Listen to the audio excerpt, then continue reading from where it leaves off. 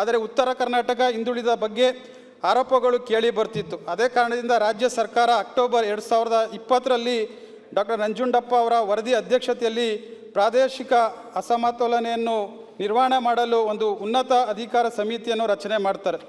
ಅದು 2025 ಜೂನ್ನಲ್ಲಿ 2002ರಲ್ಲಿ ಸರ್ಕಾರಕ್ಕೆ ವರದಿ ಸಲ್ಲಿಸಿ 175 ತಾಲೂಕಲ್ಲಿ 114 ತಾಲೂಕು ಹಿಂದುಳಿದ ತಾಲೂಕಾಗಿ, ಇವುಗಳಲ್ಲಿ 39 ತಾಲೂಕುಗಳು ಅತ್ಯಂತ ಹಿಂದುಳಿದಾಗಿ ಮತ್ತು 40 ತಾಲೂಕು ಅತಿ ಹಿಂದುಳಿದ ತಾಲೂಕಾಗಿ ಘೋಷಣೆ ಆಗ್ತದೆ. ಸನ್ಮಾನ್ಯ ಅಧ್ಯಕ್ಷರೇ, ಆ ಒಂದು ಯೋಜನೆ ಅಡಿಯಲ್ಲಿ ಸುಮಾರು 15ರಿಂದ 16 ಸಾವಿರ ಕೋಟಿಯನ್ನು ಹೂಡಿಕೆಯನ್ನು ಮಾಡಿ ಈ ತಾಲೂಕನ್ನು ಅಭಿವೃದ್ಧಿಪಡಿಸಬೇಕು ಅಂತ ಶಿಫಾರಸನ್ನ ಮಾಡ್ತದೆ. ಆದರೆ ನನ್ನ ಒಂದು ಬೇಡಿಕೆ ಮೈಸೂರು ಮತ್ತು ಚಾಮರಾಜನಗರ ತಾಲೂಕು 2020ರಲ್ಲಿ ನಂಜುಂಡಪ್ಪ ವರದಿ ಪ್ರಕಾರ ಈ 2 ತಾಲೂಕು ಕೂಡ ಘೋಷಣೆ ಆಗ್ತದೆ. ನಮ್ಮ ಏನು ಮೈಸೂರು ಚಾಮರಾಜನಗರ ತಾಲೂಕಲ್ಲಿ ಅಭಿವೃದ್ಧಿಪಡಿಸೋಕ್ಕೆ ಯಾವುದೇ ಸರ್ಕಾರ ಬಂದಂಥ ಸಂದರ್ಭದಲ್ಲಿ ಅನುದಾನಗಳು ಕೊಟ್ಟಿಲ್ಲ. ಆದ್ದರಿಂದ ಏನು ಹಿಂದೆ ಸಂವಿಧಾನನ ತಿದ್ದುಪಡಿ ಮಾಡಿ KKRDB ಕಲ್ಯಾಣ ಕರ್ನಾಟಕ ಅಭಿವೃದ್ಧಿಗೆ ವಿಶೇಷವಾಗಿ 5,000 ಕೋಟಿಯನ್ನು ಪ್ಯಾಕೇಜ್ ಮಾಡ್ತು. ಅದೇ ರೀತಿ ಬಳ್ಳಾರಿ ಭಾಗಕ್ಕೆ DMF ಫಂಡ್ ಆಗ್ಬೋದು, ಇನ್ನಿತರ ಫಂಡ್ಗಳಾಗ್ಬೋದು, ಇದು ಬರ್ತದೆ. ಆದರೆ ಇವೆರಡೂ ತಾಲೂಕಿಗೆ ಯಾವುದೇ ಸರ್ಕಾರಗಳು ನಮಗೆ ಅನುದಾನವನ್ನು ಕೊಟ್ಟಿಲ್ಲ. ಅದರಿಂದ ನಮ್ಮ ಒಂದು ಬೇಡಿಕೆ ಈ 2 ತಾಲೂಕಿನ ವಿಶೇಷವಾಗಿ ಪರಿಗಣಿಸಿಕೊಂಡು 25 ವರ್ಷ ಆದ್ರೂ ಕೂಡ ಈ 2 ತಾಲೂಕಿನ ಪರಿಗಣಿಸಿಲ್ಲ. ಯಾವುದೇ ಸರ್ಕಾರಗಳಾಗಲೂ ಅನುದಾನವನ್ನು ಕೊಡಬೇಕು. ಅದರಿಂದ ನಮ್ಮ HD ಕೋಟೆ ತಾಲೂಕು ಸುಮಾರು 1600 ಕಿಲೋಮೀಟರ್ ಚದರ ಬರ್ತದೆ. ಸನ್ಮಾನ್ಯ ಅಧ್ಯಕ್ಷರೇ, ಅಲ್ಲಿ ನಾವು ಹುಣಸೂರು ತಾಲೂಕಾಗಿರ್ಬೋದು, KR ನಗರ ತಾಲೂಕಾಗಿರ್ಬೋದು, ಪಿರಿಯಾಪಟ್ಟಣ ತಾಲೂಕಾಗಿರ್ಬೋದು, ಈ 3 ತಾಲೂಕು ಸೇರಿಸಿದ್ರೆ HD ಕೋಟೆ ತಾಲೂಕು ವಿಸ್ತೀರ್ಣದಲ್ಲಿ ಭಾಳಷ್ಟು ದೊಡ್ಡ ತಾಲೂಕು.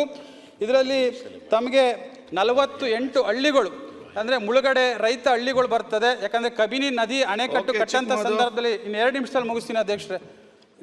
ಯಾಕಂದರೆ ನಮ್ಗೆ ಅವಕಾಶ ಸಿಗೋದು ಭಾಳ ಕಡಿಮೆ. ಎಲ್ಲ ನಾವು ಬೆಳಗಾಂಗೆ ಹೋದ್ರೂ ಕೂಡ ಉತ್ತರ ಕರ್ನಾಟಕದ ಬಗ್ಗೆ ಮಾತಾಡೋಕ್ಕೆ ಅವಕಾಶ ಕೊಡ್ತೀರಿ, ಕಲ್ಯಾಣ ಕರ್ನಾಟಕದ ಬಗ್ಗೆ ಮಾತಾಡೋಕ್ಕೆ ಅವಕಾಶ, ನಮಗೆ ಅದ್ರ ವಿರೋಧ ಇಲ್ಲ. ನಮಗೆ ಈ ಸೌತ್ ಕರ್ನಾಟಕಕ್ಕೆ ನಮಗೆ ಇದು ಪ್ರಥಮ ಬಾರಿಗೆ ನೀವು ಅವಕಾಶವನ್ನು ಕಲ್ಪಿಸ್ಕೊಟ್ಟಿದ್ದೀರಿ. ಇನ್ನೊಂದು 3 ನಿಮಿಷದಲ್ಲಿ ನಾನು ಮುಗಿಸ್ತೀನಿ ಅಧ್ಯಕ್ಷರೇ.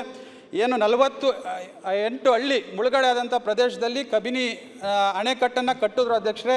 ಆ 48 ಹಳ್ಳಿ ಶಿಫ್ಟೆಡ್ ಆದಂಥ ಸಂದರ್ಭದಲ್ಲಿ ಸರ್ಕಾರದಿಂದ ಯಾವುದೇ ರೀತಿ ಮೂಲಭೂತ ಸೌಕರ್ಯವನ್ನು ಹಳ್ಳಿಗಳಿಗೆ ಕೊಟ್ಟಿಲ್ಲ. ಸನ್ಮಾನ್ಯ ಅಧ್ಯಕ್ಷರೇ, ಅಲ್ಲಿಗೆ ರಸ್ತೆ ಆಗಿರ್ಬೋದು, ಅಭಿವೃದ್ಧಿ ಹೇಗಾಗಿರ್ಬೋದು, ಯಾವುದೇ ರೀತಿ ಆ ಮುಳುಗಡೆ ರೈತರ ಹಳ್ಳಿಗಳಿಗೆ ಕೊಟ್ಟಿಲ್ಲ. ಜೊತೆಗೆ ಮತ್ತು ನಮ್ಮಲ್ಲಿ ಭಾಳಷ್ಟು ಮನೆಗಳು ಎಲ್ಲ ವರ್ಗದ ಜನಗಳು ಇದ್ದಾರೆ. ಅದರಲ್ಲಿ ಮೂಲತಃ ಪರಿಶಿಷ್ಟ ಪಂಗಡ, ಪರಿಶಿಷ್ಟ ಜಾತಿ ಅತಿ ಹೆಚ್ಚು ವರ್ಗಗಳು ನಮ್ಮ ತಾಲೂಕಿನಲ್ಲಿದೆ. ಅಲ್ಲಿಗೆ ಮೂಲಭೂತ ಸೌಕರ್ಯಗಳಿಗೆ, ಮನೆಗಳಿಗೆ ಹೆಚ್ಚಿನ ರೀತಿ ಸರ್ಕಾರವನ್ನು ಗಮನವನ್ನು ಹರಿಸಬೇಕು. ಮತ್ತು ನಮ್ಮಲ್ಲಿ ಕಳೆದ ವರ್ಷ 13 ಜನ ನಮ್ಮ ಏನು ಹುಲಿ ದಾಳಿಯಿಂದ ಆನೆ ದಾಳಿಗಳ ತೀರೋಗಿದ್ದಾರೆ.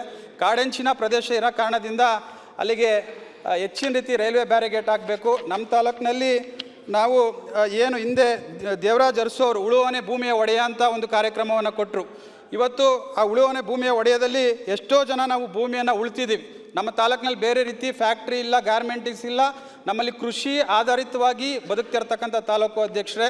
ಆದ್ದರಿಂದ ಏನು ನಮ್ಮಲ್ಲಿ ಗೋಮಾಳ ಇರ್ಬೋದು, ಅರಣ್ಯ ಅಂಚಿನಲ್ಲಿ ಉಳ್ತಕ್ಕಂಥ ರೈತರಿಗೆ ನಾವು ಭೂಮಿಯನ್ನು ಅವಕಾಶ ಮಾಡಿಕೊಟ್ರೆ ಅವರ ಜೀವನಕ್ಕೆ ಒಂದು ಶಕ್ತಿ ತುಂಬುತ್ತರ ರೀತಿ ಕೆಲಸ ಆಗ್ತದೆ. ಅದೇ ರೀತಿ ಜೀತ ವಿಮುಕ್ತರು ಇವತ್ತಿನ ಒಂದು ಪದ್ಧತಿಯನ್ನು ರದ್ದಾಗಿದೆ. ಆದರೂ ಕೂಡ ನಮ್ಮ ತಾಲೂಕಲ್ಲಿ ಆ ಜೀತ ವಿಮುಕ್ತರಿಗೆ ಸ್ವಂತ ಜಮೀನಾಗಲಿ, ಬೋರಲ್ಲಾಗಲಿ ಮತ್ತು ಅವ್ರು ವಾಸಿಸೋಕ್ಕೆ ಮನೆಯೂ ಕೂಡ ಇನ್ನೂ ಕೂಡ ಕಲ್ಪಿಸಿಕೊಟ್ಟಿಲ್ಲ. ಸನ್ಮಾನ್ಯ ಅಧ್ಯಕ್ಷರೇ, ಅವ್ರಿಗೂ ಕೂಡ ವಿಶೇಷವಾಗಿ ಪ್ಯಾಕೇಜ್ನ ಘೋಷಣೆಯನ್ನು ಮಾಡಬೇಕು. ಮತ್ತು ನಮ್ಮಲ್ಲಿ ಎಲ್ಲ ನಿಗಮ ಮಂಡಳಿಗಳು ಏನು ಬರ್ತದೆ ಎಲ್ಲಕ್ಕೂ ಕೂಡ ಕಾಮನ್ ಆಗಿ ಕೊಡ್ತಾರೆ ಸನ್ಮಾನ್ಯ ಅಧ್ಯಕ್ಷರೇ. ಆದರೆ ನಿಗಮ ಮಂಡಳಿಗಳಲ್ಲಿ ನನ್ನ ಒಂದು ಅತ್ಯಂತ ಹಿಂದುಳಿದ ತಾಲೂಕುಗಳಿಗೆ ಅತಿ ಹೆಚ್ಚು ಆದ್ಯತೆಗಳನ್ನ ಕೊಡಬೇಕು. ಯಾಕಂದರೆ ಹಿಂದುಳಿದ ತಾಲೂಕು ಅಂದರೆ ಅಭಿವೃದ್ಧಿ ಪಡಿಸೋದು ಯಾವಾಗ ಅನ್ನೋದು ಪ್ರಶ್ನೆ ಕೂಡ ಉಂಟಾಗ್ತದೆ. ಅದರಿಂದ ಎಲ್ಲ ನಿಗಮ ಮಂಡಳಿಯೂ ಕೂಡ ಅತ್ಯಂತ ಹಿಂದುಳಿದ ತಾಲೂಕು ಹೆಚ್ಚಿನ ರೀತಿ ಬೋರ್ ಆಗಿರ್ಬೋದು, ಭೂಮಿ ಆಗಿರ್ಬೋದು, ಇದನ್ನು ಕೊಡಬೇಕು. ಸನ್ಮಾನ್ಯ ಹಿರಿಯ ವಿರೋಧ ಪಕ್ಷದ ನಾಯಕರಾದಂಥ ಅಶೋಕಣ್ಣ ಅವರು ಕೂಡ ನನ್ನ ಕ್ಷೇತ್ರಕ್ಕೆ ಬಂದಿದ್ದರು. 2 ಬಾರಿ ಅವರು ಕೂಡ ಗ್ರಾಮ ವಾಸ್ತವ್ಯ ಮಾಡಿದಂಥ ಸಂದರ್ಭದಲ್ಲಿ ಅವ್ರಿಗೆ ಅರ್ಥ ಆಗಿದೆ ಹೆಂಗಪ್ಪ ಇಲ್ಲಿ ಜನ ವಾಸ ಮಾಡ್ತಾರೆ, ಯಾವ ರೀತಿ ಇರ್ತಾರೆ ಅನ್ನೋ ಮಾತನ್ನು ಕೂಡ ಅವ್ರು ಹೇಳಿದ್ರು. ನಮಗೂ ಕೂಡ ಭಾಳ ಸಂತೋಷ ಆಯಿತು. ಅವ್ರು ಸರ್ಕಾರ ಇದ್ದಂಥ ಸಂದರ್ಭದಲ್ಲಿ ಅವ್ರು ಕೂಡ ಬಂದಿದ್ದರು.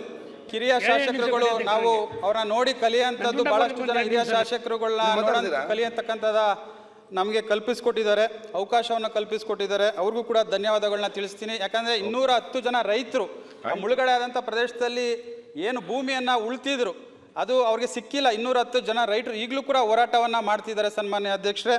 ಅದರಿಂದ ಆ ಒಂದು ಹಿಂದುಳಿದ ತಾಲೂಕಿಗೆ ಹೆಚ್ಚಿನ ರೀತಿ ಆದ್ಯತೆಯನ್ನು ಕೊಡಬೇಕು. ಸನ್ಮಾನ್ಯ ಶ್ರೀ ಮುಖ್ಯಮಂತ್ರಿಗಳನ್ನ ಸಿದ್ದರಾಮಯ್ಯ ಸಾಹೇಬರು ಸ್ಪೆಷಲ್ ಪ್ಯಾಕೇಜ್ನ ಚಾಮರಾಜನಗರ ಮತ್ತು HD ಕೋಟೆ ತಾಲೂಕಿಗೆ ಪ್ಯಾಕೇಜ್ನ ಘೋಷಣೆಯನ್ನು ಮಾಡಬೇಕು.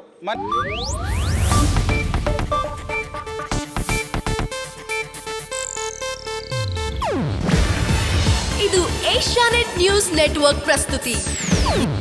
ನೀವು ನೋಡ್ತಿದ್ದೀರಾ ಏಷ್ಯಾನೆಟ್ ಸುವರ್ಣ ನ್ಯೂಸ್.